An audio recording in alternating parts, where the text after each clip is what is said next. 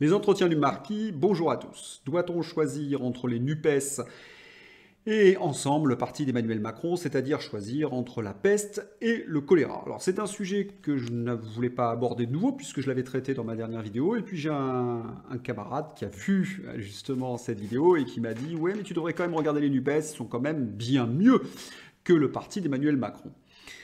Alors comme j'en doutais et que je me moquais un peu de lui, il m'a dit tu es un petit peu sectaire. Alors, il n'a pas choisi ce mot par hasard parce que c'est mon accusation principale contre la gauche. Alors je me suis quand même intéressé à ce parti NUPES, j'ai regardé leur programme. Et ce que je peux vous dire, c'est que après l'avoir lu, je suis vraiment conforté dans mon opinion. D'ailleurs, comment j'aurais pu voter pour des gens qui ont détruit mon pays, qui ont détruit ma culture, qui ont détruit mon métier, hein, et qui maintenant se présenteraient en tant que sauveur, ça me paraît déjà un petit peu paradoxal. Il ne faut pas oublier que la gauche est responsable dans une large partie de la déréliction de notre France, de la France que nous aimons. Autre élément, quand on veut travailler les NUPES, on est obligé de travailler aussi le choléra Macron. Alors regardons d'abord le programme d'Emmanuel Macron. Ce qui est très intéressant, c'est qu'il est très très léger. D'ailleurs, il y a même des sujets qui ne sont pas traités dans le programme et j'ai lu notamment un compte-rendu dans le Progrès où on voyait que certains sujets n'étaient pas abordés, comme par exemple la souffrance animale. À tel point d'ailleurs que les partisans d'Emmanuel Macron s'en inquiètent.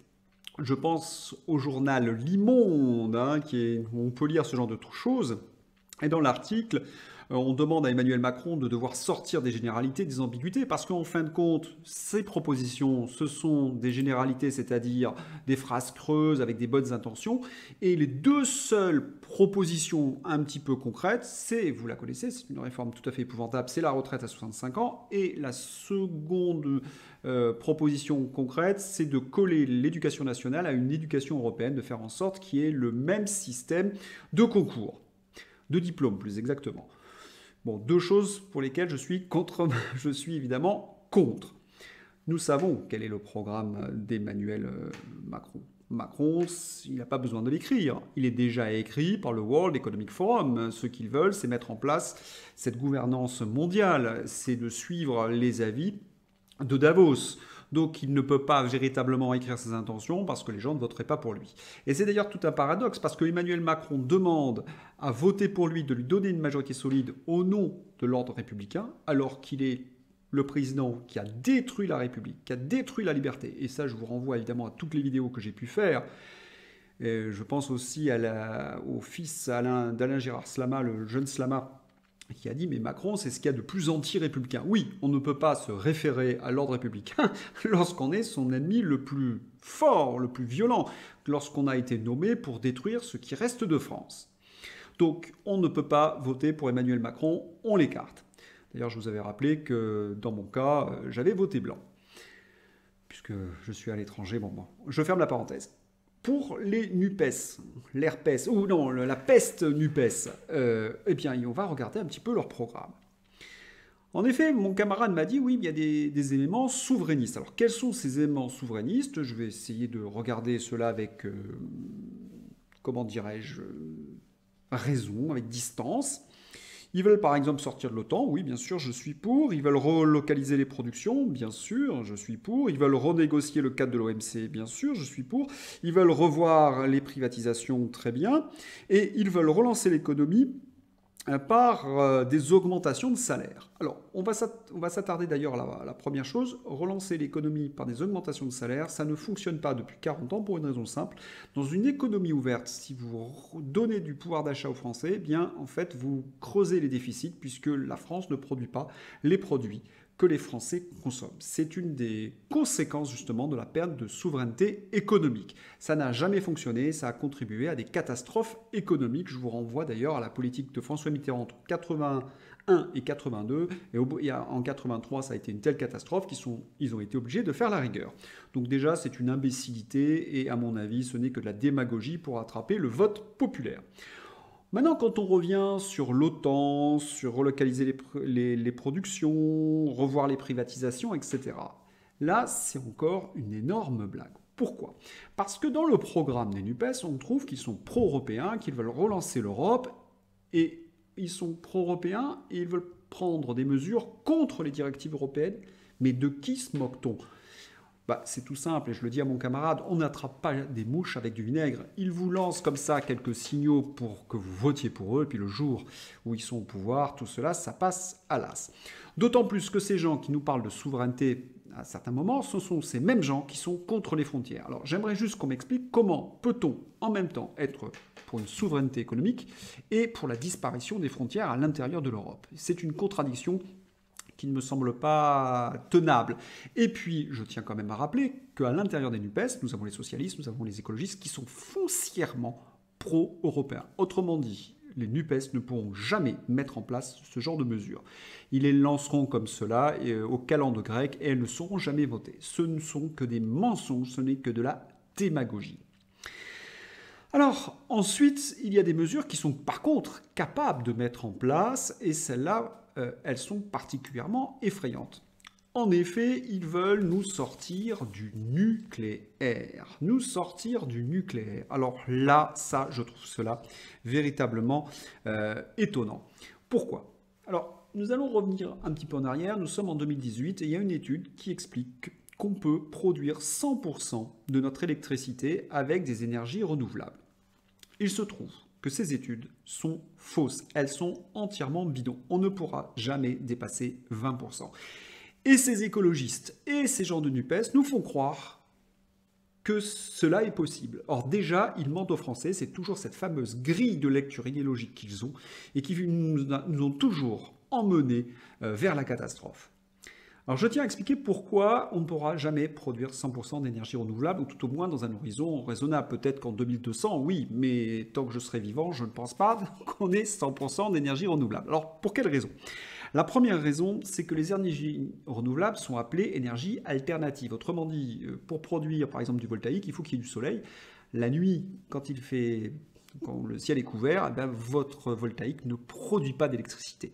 C'est la même chose avec les éoliennes. Les éoliennes, quand il n'y a pas de vent, ça ne produit pas d'électricité. Le résultat, c'est qu'il faut associer ces énergies alternatives avec des centrales thermiques au gaz. Alors déjà, première parenthèse, centrales thermiques au gaz? Mais qui produit du gaz? Ce ne sont pas les Russes par hasard? Et on se fâche avec les Russes? Déjà, cela vous donne une idée de ces gens qui sont complètement idiots. Ensuite, pour ces énergies renouvelables, et je pense notamment au voltaïque, j'avais lu un livre très intéressant de Philippe Biux qui expliquait que le problème du voltaïque, c'est qu'il nécessite des métaux rares. Or, ces métaux rares s'épuisent. Et donc, on ne pourra pas produire du voltaïque pour couvrir 100% des énergies renouvelables, en tout cas dans la partie solaire, bien sûr, dans le monde entier. Ce n'est pas possible. D'autant plus que ces métaux rares sont possédés à 95% par les Chinois. Autrement dit, si vous produisez de l'énergie solaire, vous mettez sous la dépendance des Chinois. Donc là aussi, c'est peut-être pas véritablement souhaitable. Alors qu'il y en ait un petit peu, peut-être. Ensuite, au niveau de la pollution, j'allais l'oublier, pour extraire ces métaux rares, écoutez, c'est quelque chose de tout à fait terrible. Si vous avez regardé des reportages en Afrique, dans les conditions, ça crée de la pollution. Donc, en fin de compte, pour dépolluer un petit peu la France, on va polluer l'Afrique. Vous voyez, ce sont ces écologistes de pacotille, de salon, de Saint-Germain-des-Prés. D'ailleurs, c'est pour cette raison que souvent qu'ils se présentent à l'intérieur de Paris. Il n'y a que les bobos un peu décérébrés qui peuvent voter pour eux. Donc 20% d'énergie renouvelable. Alors tout le reste, ça serait du gaz ou des centrales thermiques. Bravo, alors là, bravo les écologistes. Pour revenir aux éoliennes, alors moi c'est une énergie qui m'agace au plus profond. J'ai une demeure, vous le savez pour ceux qui me suivent, en Bourgogne. Et j'ai la moitié de mes paysages qui sont détruits, salis par ces éoliennes. On a des oiseaux qui sont massacrés, il y a des gens qui habitent autour qui sont victimes des éoliens parce que ça fait des sifflements, d'ailleurs ça crée des maladies, il faut le savoir, être trop proche des d'éoliennes, c'est vraiment terrible. Donc en fin de compte, ces bobos qui sont au centre-ville ne paient pas la facture, la conséquence des gens qui habitent à la campagne. C'est déjà ça qui m'écoeure chez eux, c'est toujours leur égoïsme, leur manque de fraternité. Ils nous proposent des solutions dont évidemment ils sont très loin d'être les victimes. Donc ce n'est pas possible. Mais il y a aussi quelque chose, et vous en êtes aperçu. Si vous passez aux énergies renouvelables, si vous investissez trop dans les énergies renouvelables, qu'est-ce que vous faites? Vous faites augmenter la facture électrique. Et vous avez, quand vous payez votre facture, vous voyez qu'elle augmente terriblement. Et oui, à partir du moment où vous supprimez l'énergie nucléaire qui est à bon marché, je pense à notamment Emmanuel Macron qui a supprimé Fessenheim, et on a déjà vu les conséquences cet hiver où il y a eu des coupures d'électricité, on a vu une augmentation de notre facture. Vous imaginez si on supprime 70% ou 60% de l'électricité nucléaire, ce que cela va donner? Le coût de gaz qu'il va falloir acheter, puisqu'on ne pourra produire que 20% d'éolien. Non, mais c'est une totale stupidité, à tel point d'ailleurs qu'Emmanuel Macron s'en est rendu compte, puisqu'ils se sont aperçus, comme je vous l'ai dit, que les 100% d'énergie renouvelable à l'horizon 2050, c'était pas possible. Ils vont reconstruire des centrales nucléaires. Donc, si vous voulez, on a affaire à des gens qui sont des idéologues, qui sont allés dans cette mouvance écologiste sauver la planète et qui prennent des mesures pour la détruire. Ça, c'est exactement la gauche. C'est-à-dire, c'est toujours pavé de bonnes intentions, mais quand on voit le résultat, c'est l'enfer, c'est pas compliqué, c'est la gauche, c'est l'enfer. La gauche, c'est l'enfer. Je suis particulièrement énervé contre eux puisqu'ils ont détruit mon métier, je sais, vous le savez, et je ne leur pardonnerai jamais. Voilà, hein, cela est dit, c'est vrai que être prof de droite, c'était un peu rare, mais j'étais... de toute façon, être déjà patriote, je crois qu'on nous sommes de plus en plus, et ça c'est bien. Voilà, pour ça je ferme la petite parenthèse. Ensuite, la gauche de Mélenchon nous refait le coup de la gauche plurielle, c'est-à-dire cet agrégat de gens idéologues qui présentent dans le programme de Macron certains éléments et qui se font plaisir et qui lutteront à l'intérieur pour faire bien pire. Je rappelle que Jean-Luc Mélenchon était dans le gouvernement Lionel Jospin de la gauche plurielle et que manifestement il se souvient de cette expérience qu'il essaie de mettre en place. Et moi j'ai un souvenir précis du 18 janvier 1999. Jospin nous présentait qu'il était un peu altermondialiste, hein, il allait à Porto Alegre, il nous parlait de lutte contre la mondialisation, il nous parlait de lutte contre la haute finance, et c'est le gars qui a ratifié le traité d'Amsterdam, qui faisait en sorte que la France perde sa souveraineté en termes d'immigration et en termes du droit du travail. Alors ces gens qui veulent revoir le droit du travail alors qu'ils ont signé déjà en 1999 un traité, ils ne pourront strictement rien faire. Et je me souviens que François Hollande, notamment avec la loi El Khomri, a déjà pas mal abîmé les lois sur le travail. Tout cela, c'est du bullshit, c'est du foutage de gueule complet. Juste, ils font plaisir à leur électorat le temps d'une élection, puis après, nous les verrons bien être en accord avec les directives européennes, d'autant plus que Jean-Luc Mélenchon, vous le savez, il appartient à un réseau très efficace pour monter des murs, si vous comprenez ce que je veux dire, et qu'il est très proche de gens, d'ailleurs, qui sont des libéraux pro-européens, qui sont dans son réseau. Hein. Je tiens à le signaler.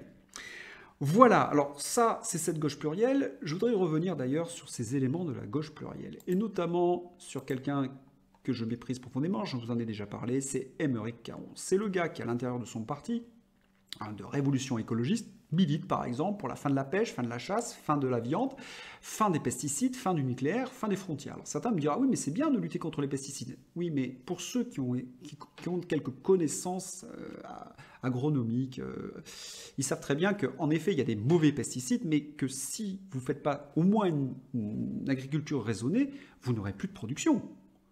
L'homme se bat contre la nature pour tirer sa subsistance. C'est pour ça qu'il y a des pesticides. Alors il y en a qui sont extrêmement dangereux, contre lesquels il faut lutter. Je suis tout à fait d'accord contre ces Monsanto et compagnie. Mais il y a des pesticides qui sont nécessaires. Si vous luttez contre les pesticides, vous allez tout simplement crever de faim. Contre la fin de la viande, alors ça, moi qui suis un peu viandard, je ne comprends même pas. Il suffit tout simplement de créer là aussi un élevage raisonné, sans tomber dans la batterie, dans l'horreur, qui sont des modèles anglo-saxons, qui ne sont pas des modèles français. Quant à la fin du nucléaire, j'en ai parlé, c'est une imbécilité totale. Quant aux 28 heures, bien sûr, pourquoi pas 12 heures aussi, et puis payer 50 000 € par mois, ça sera très bien. Autant vous dire que la France disparaîtra face à la concurrence chinoise et américaine. Parce que ce sont des gens en plus qui sont sans frontières. C'est ça qui est drôle, c'est-à-dire qu'ils veulent en même temps faire en sorte de vivre dans une sorte de je sais pas quoi, mais sans frontières. Parce qu'à la rigueur, on peut créer certaines choses et d'avoir un peu plus de services sociaux, d'avoir une industrie qui soit au service des citoyens, mais dans un État souverain. Mais dans un État sans frontières, c'est tout simplement impossible. Ce sont donc des menteurs, ce sont donc des gens qui abusent des faibles d'esprit. Mais s'il n'y avait que lui... On a l'impression que dans ces NUPES, c'est une galerie de tarés. Que dire de Sandrine Rousseau? Alors, j'ai pris celui-là parce que c'est un fait qui me touche particulièrement. Sandrine Rousseau, il y a eu 2 policiers qui ont été en légitime défense et la seule chose qu'elle retient, c'est que la police tue. Je voudrais quand même rappeler quelque chose. Je sais que certains d'entre vous m'ont dit « Ouais, la police, je ne pourrais jamais être à côté de la police. » Je comprends parce que si vous dites la police, oui, c'est pas la police, il y a des polices et il y a des policiers. Hein. On ne doit pas faire d'amalgame, on a l'habitude, pas d'amalgame. On va sortir la pommade, pas d'amalgame. Je vous invite véritablement, pour comprendre ce que vivent aujourd'hui les policiers, à regarder un film extraordinaire qui s'appelle Bac Nord. Et vous allez voir pourquoi les policiers sont dans un état lamentable. C'est la lâcheté, l'hypocrisie, la monstruosité des gens comme Sandrine Rousseau qui poussent les policiers au suicide, au désespoir. Ils sont le rempart contre la barbarie et on ne les soutient pas. Alors, certains, évidemment, pètent une durite. Alors, j'ai parlé de suicide, ou alors ils essaient de se faire justice eux-mêmes, et ça, c'est aussi une chose catastrophique. Mais il ne faut pas oublier que la gauche a détruit la justice. La gauche a empêché la police de faire son travail. La gauche a détruit le système éducatif, ce système laxisme, n'importe quoi inclusif qui fabrique du délinquant à la chaîne et de l'imbécile. On a vu au baccalauréat, les gamins ne savent même pas ce que signifiait le mot ludique. Vous voyez, un type qui a 18 ans ne sait pas ce que signifie le mot ludique, alors que normalement, il est resté 15 ans dans le système éducatif où il est censé travailler quand même les étymologies latines. Donc, des gens qui sont sans vocabulaire, qui sont violents, qui sont, voilà, ils sont un peu mous. D'ailleurs, on les a interrogés, ces jeunes-là qui sortent, ils se disent « Ah ben non, le voile, c'est pas important. » On n'a pas à légiférer, donc ils sont pour les NUPES, par exemple. Ben, c'est normal, on leur a bourré le mou, on leur a lavé le cerveau. Et ce sont ces gens comme Sandrine Rousseau qui, aujourd'hui, que certains policiers sont face à cette jeunesse complètement délinquante, complètement folle, eh bien, elle nous dit, oh là là, il faut désarmer la police. Et c'est là où je vous ai parlé de la gauche plurielle. Parce que la gauche plurielle, qu'est-ce qu'elle avait mis en place? Elle avait mis en place la police de proximité. Moi, je l'ai connue, la police de proximité. Et c'est pour cette raison, d'ailleurs, c'était Daniel Vaillant, ministre socialiste, qui l'avait plus ou moins mis en place. Et c'est une des raisons pour lesquelles Lionel Jospin n'a pas été élu à l'élection présidentielle de 2002. Ne l'oubliez pas, c'est cette police de proximité. La délinquance avait explosé. Moi, à l'époque, je travaillais encore dans l'éducation nationale. Je travaillais dans une banlieue un petit peu difficile. Les policiers, cette police de proximité prenait les cailloux des enfants de 10-11 ans. Vous imaginez, ils n'étaient plus du tout respectés. C'est pour cette raison qu'on a créé la BAC, ces unités d'intervention rapide pour votre service. Alors, je ne pourrai jamais accepter de voter pour des gens qui remettent en cause l'ordre républicain et qui considèrent les policiers, en fin de compte, comme une bande de voyous. Ben oui, ni plus ni moins, c'est ce qu'a dit ce personnage que je déteste profondément, qui s'appelle Clémentine Autain, qui a mis sur le même pied les voyous et les policiers en disant que ce sont des bandes qui s'affrontent. Évidemment, puisque les magistrats de gauche font en sorte que un voyou qui commet un acte grave sort rapidement, parfois avec un peu de sursis, alors qu'il a commis des choses épouvantables. Pour tous ceux qui lisent un peu être de souche, ils le savent, ça, quand même. Hein, voilà. Donc, on le sait, ce genre de choses, que la justice ne fait pas son travail, qu'elle est complètement noyautée par ces gens de gauche. Et après, ils nous viennent nous dire...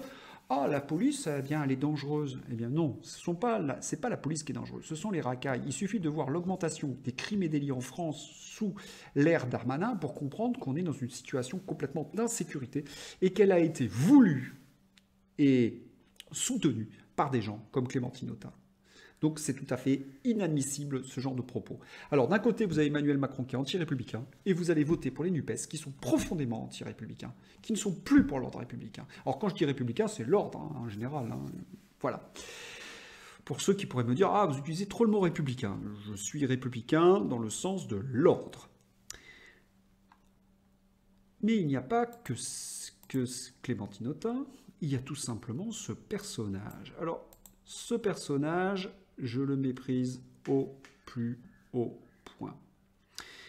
Si on devait répertorier, énumérer toutes les affaires, les violences, les agressions verbales, les entourloupes, les changements de cap de ce monsieur Mélenchon, on n'en finirait plus.